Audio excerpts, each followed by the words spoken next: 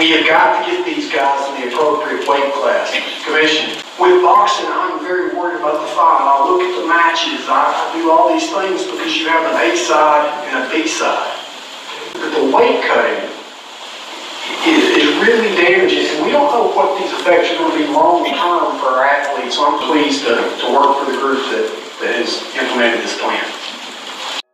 Welcome to another edition of IMO Sports with Pedro Justice.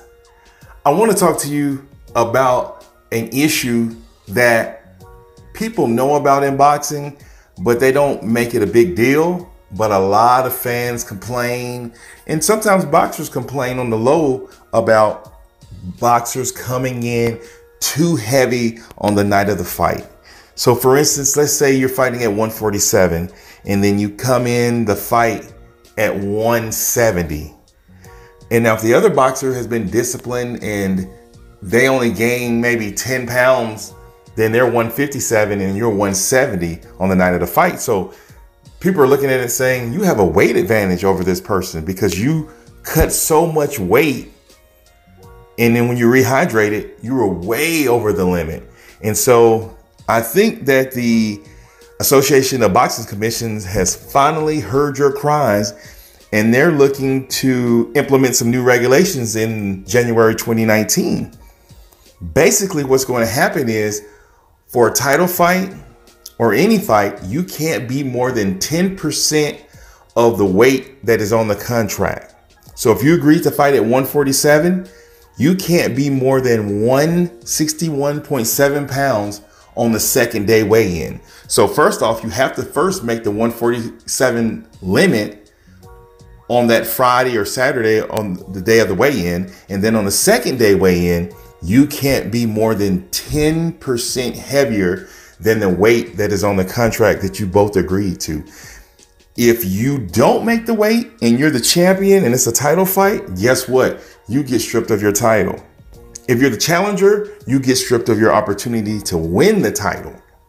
Now, they're also putting in there the fines and rankings. So you'll actually lose and go lower in the rankings if you start missing weight. And if you're a multiple repeat offender, guess what?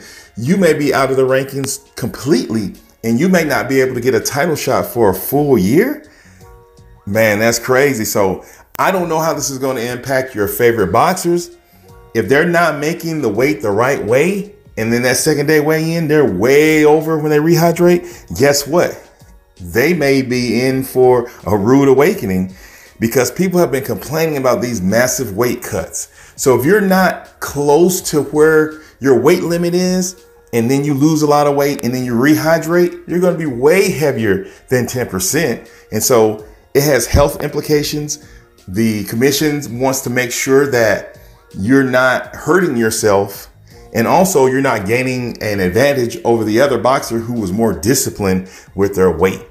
Now, they're going to implement this on January 1st, 2019, and they want all sanctioning bodies to participate.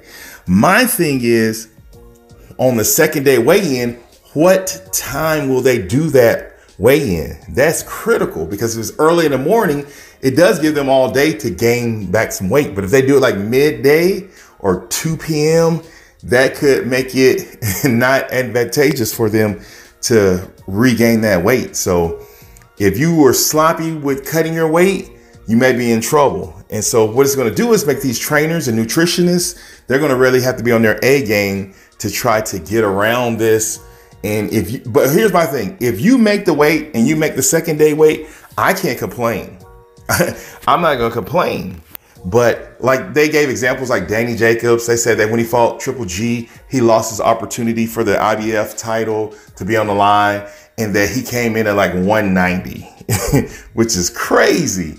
But things like that happen. You miss weight, and he just wanted to make sure, I guess, he was at a proper size. But starting 2019, nothing like that could happen again. And I'm not picking on Danny Jacobs. I'm just giving this an example that everybody would know of and have heard about. And so this is going to start making boxers be even more disciplined, or they may miss out on money, title shots, and notoriety because you don't want to start being a repeat offender, because now your status in the boxing game is not going to be able to rise like you want it to. Will this be an issue going forward, or will this be a non-issue? Let me know what you think. Until next time, it's Pedro Justice.